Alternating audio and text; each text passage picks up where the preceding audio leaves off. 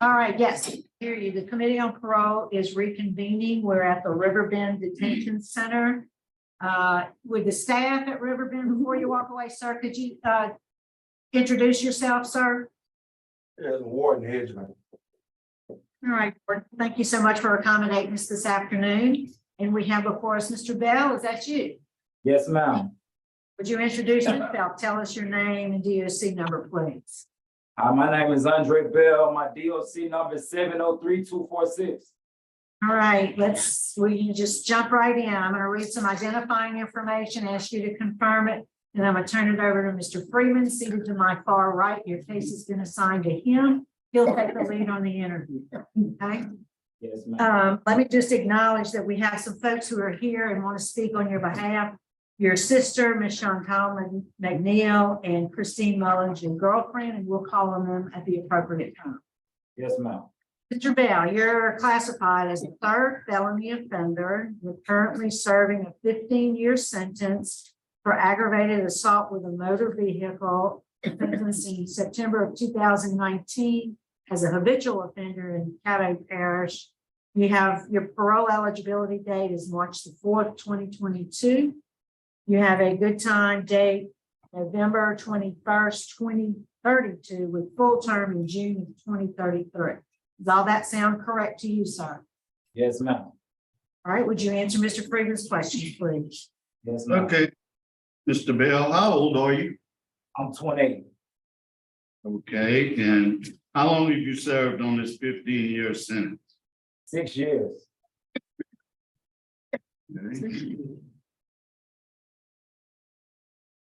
Okay, tell me what you did that day. Y'all at the casino, what went on? What went down? Okay, we was at the casino and, you know, had drinks and this and that, and then everything just went left. Everything just went left. Like, you know, made a bad mistake, made a bad choice, and made some bad decisions that cost me. Tell me what cost you, what you did, what happened?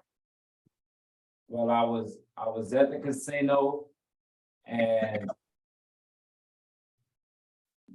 I grabbed at some money that wasn't mine, and you know, one thing led to another. As I'm leaving, the officer standing in front of the vehicle with his gun pointed, telling me to stop, and I get shot up after that. Then after that, I come to jail in due time.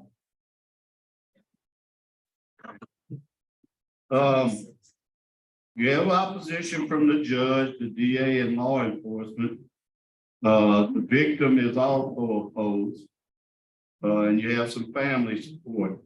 Tell me about your juvenile record when you were 15 years old, that aggravated assault, deadly weapon, and the UUA. What happened there? Where was I? You were 15, you was a juvenile. You're charged with aggravated assault with a deadly weapon, unauthorized use of a movable, and evading arrest with a vehicle. Okay, I was in El Paso, Texas, and it was a after school day. School was just letting out and riding with some friends. And it turned out bad. You know, really was young with a young mind. And me trying to get away from the police, I thought it was cool at that age. Like I thought everything was all fun and games until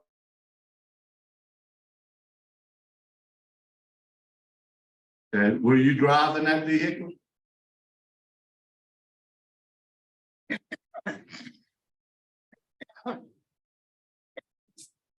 Did you hear my question? no, sir. Were you driving that vehicle back then when you was a juvenile? Yes, sir. Okay. Then we look at your adult records, you had a simple burglary conviction. While on, you were arrested for some misdemeanors and another felony, and your probation was revoked.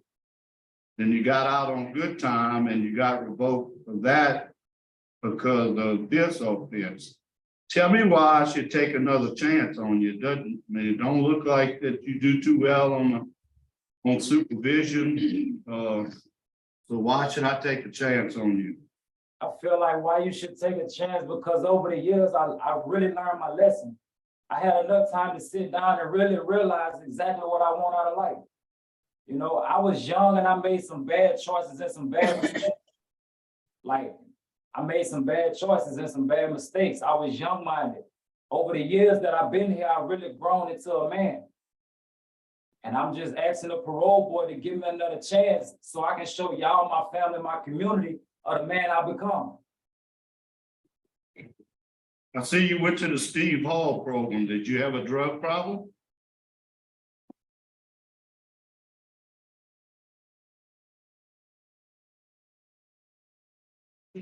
Did you hear me? Could you hear me, Mr. Russell? Mr. Bell, can you hear us? Yes, ma'am. Okay. I see you went to the Steve Hall program, that's correct? Yes, sir. Okay, did you used to do drugs? No, sir. Why did you go to the Steve Hall program? Because it was a better opportunity. It was a better opportunity while I'm already incarcerated to get myself all the way on track before I make it out into society. You know, like, unlock your thinking. It was more than just, it's more than just about drugs. It's like unlock your thinking. It give you a better way of looking at things. It give you a better way of living and thinking. And you know, all that played a big part in me being who I am today. Okay, back when you was incarcerated in 2016, you had a contraband in a penal institution. What was that contraband? Contraband. 2016. Yeah, this wasn't on this arrest, this was another arrest. Contraband. The contraband was? Oh, the contraband was a cell phone at work. Okay. All right. You took some classes, not a lot since 2019, but what did you get out of any of your classes, like strengthening families? Strengthening family. Like what I got out of that is it's always a good thing to strengthen your mind and to understand things that's going on around you before you react. Like every action not calls for a reaction, you know, and that was something that I learned in the strengthening family and unlock your thinking. Some things that I learned out of that too is like to not just bottle up everything, think everything out first. Think everything out first before acting, you know. But it was some good courses. It was some good courses. Okay, have you taken any other courses? No, sir, they're not providing any good time here. So I got all that I can get before I got here. And they said I was maxed out on good time. So it's not too many classes I can get in. Like everything that I learned in the Steve Hall, that's what they have over here. Okay. You've only had one write-up, and that was for fighting. But you lost 60 days, but that's not bad, one write-up. I think it was in 2019 when you first got there. Yes, sir. You got, what's your transition plan? Sir, Where you gonna go? Where you gonna live? What you gonna do? Okay, once I make it to where I'm going, my first thing for like my whole time of me being incarcerated, I've been cutting hair. So what I want to do, I want to go enroll in school, some type of school, and get my barber license. Yeah, I want to talk to some teams and show them the track that my life was on, so they won't take that same route. That's two things for sure that I know I want to do.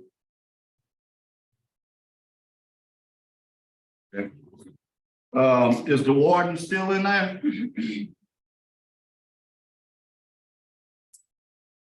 Is the warden near you?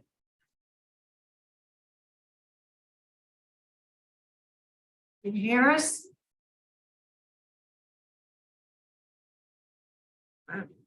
Mr. Bell, Yes, sir. is the warden in there? I think he just walked out.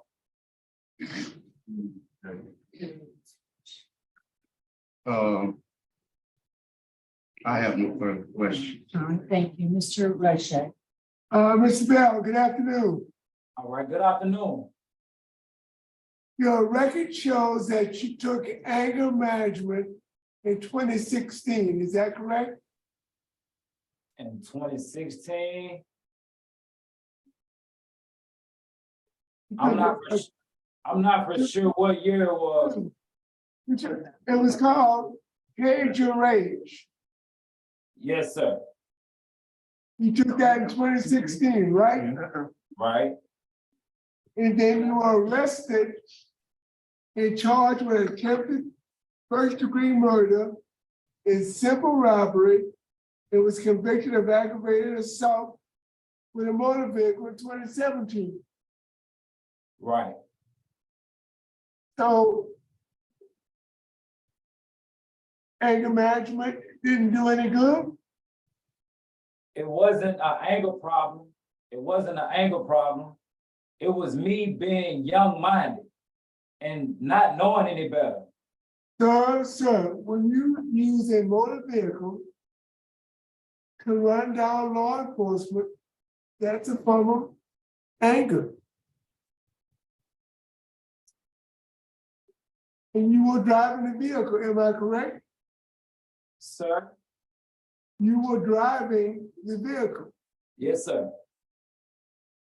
and you attempted to run down law enforcement that was trying to stop and arrest you. Am I correct? Yes, sir. Is that not a form of anger? I was scared. I was more scared than angry. You just had robbed somebody, so you knew exactly what the police wanted.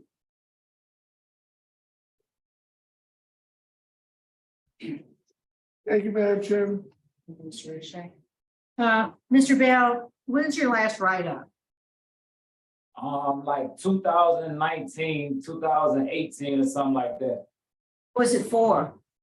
Fighting. How many have you had this period of, in the last 6 years? You say you've been in jail 6 years this time. Only one. That one?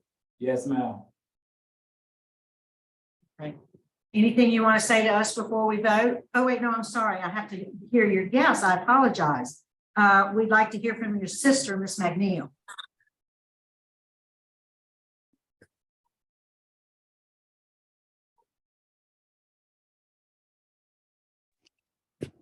Can you hear me? Ma'am, we can. Hello, so I am Andre's sister. First, I want to say thank you for allowing me to present myself to the board and speak on his behalf. I do want to say that I know that what my brother did was wrong. I will not uphold his wrong, and I will not say that anything that he did, I stand for that was right. But what I can say is that I have noticed a change in his behavior and his demeanor since being away. Through phone calls, through conversations, I have understood, I have witnessed, him and his lifestyle of faith. I have witnessed his elevation. There has been some choices that he has made that was not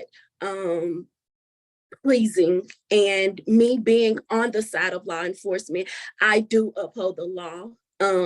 But I also know when I see change. Me working with parolees, I have a good sense of change. I will not stand before you and say that he has changed when I don't believe that he has. But me knowing him from birth to now, I see the change. I see the growth. I see the faith. And I am here, but he have a whole village. He have a whole family. He have a whole community that is willing to stand behind him, support him, help him get back to where he needs to be, help him get back into society as someone that will do right. If he is granted this opportunity, I assure you that I will do everything I can do to make sure that he does not fall back down this road. His anger has subsided a whole lot. Me just speaking with him while he has been incarcerated, there has been times where I would say he's, been upset and stuff like that, even from when the last parole got pushed back, but he was able to just, okay, sister, another time is going to come. And basically let him know, don't let this stop you. Don't change your mindset. Tomorrow will come. You just have to get through the day. And I want him to know that if he is granted this, the lifestyle that you have before, you cannot do that no more. Like, you have to be willing to change, because a lot of people, including me, including my sisters, my mom, my brother, we're all taking a chance on him. And I pray and hope that you will grant him this opportunity, allow him to get back into society and know that he do have a family that is willing to support and help him get back into that. We have seen the change. I will not stand before you and fight on his behalf if I do not believe that there has been a change. Thank you for taking the time to listen to me. Thank you. We appreciate your support of your brother. Could we hear from Ms. Mullins? Hello, can you hear me? Yes, we can. Okay, I'm speaking on behalf of Andre Bell. I'm his girlfriend. And since he's been incarcerated, I have noticed a change. He also has decided to get out and mentor kids to straighten them down the right path and not make the same mistakes he did. He also talked about going to church also, that he forgot to mention, and that he chose to get right with God. He has a son that is 7 years old that he haven't seen in years. He has the support that he needs. And I know he's changed, and nothing that he's done, like nothing he's done or nothing I can say that he's done can change the fact of what he did. But he can, like, get out and become a better man, a better parent, be around positive environments. And also that he gets out and he stays down that path and never goes back. And I will make sure that he never makes that mistake or any mistake again. He has his support system. He has family that need him. He has loved ones that care about him. And he takes full accountability for his responsibilities. There's no excuses or no explanation of what happened, how it happened. And he takes full accountability. So I would ask that you grant him parole today so he can get out, and that y'all give him a second chance in life. Thank you. All right, thank you. Thank you for your participation. Mr. Bell, is there a statement you'd like to make to the board before we vote? Yes, ma'am. I want to thank y'all for the opportunity, first of all. I want to thank God and my family for being here with me, for standing beside me through this long journey. These years, it's been a long time. Like I told y'all earlier, like I really grew from a little boy to a man, and my whole mind frame changed and my whole mindset changed. And I want better. I want better. I want to get out and show y'all, first and foremost, my family and God, of the man I really become. Like, I really changed. I really elevated. And I just want a chance to show, I take full responsibility of what I did some years back. And I'm really truly sorry for the victims, for everybody who was involved, for my family, for even putting them through this time of having to be here with this jail time with me. Like, I'm truly sorry. And I'm just asking for another chance. I want to show everybody me. I just want to show everybody me and who I become. And I'm just asking for another chance. I thank y'all so very much. Okay, thank you, sir. We are ready to vote. Mr. Freeman will be voting first. Bill, I think you are heading in the right direction, but I don't think you're there. You know, you have a very violent criminal history. The second time you were behind the wheel of a car trying to evade law enforcement. And this time it could have ended up getting someone killed. So due to your violent history, your poor supervision record, my vote is to oppose. Deny. Mrs. Jackson. All right, Mr. Bell, I agree. I think you're on the right track. I think you are getting to a good place. You've only had one write-up since 2019, but you lost 60 days of good time because of it. So, sorry. Can you hear me? Yes, ma'am. Okay. I said, I think you're headed in the right direction. I just think you have a little more work to do. You had that write-up in 2019 for fighting that caused you to lose 60 days of good time. That's pretty significant.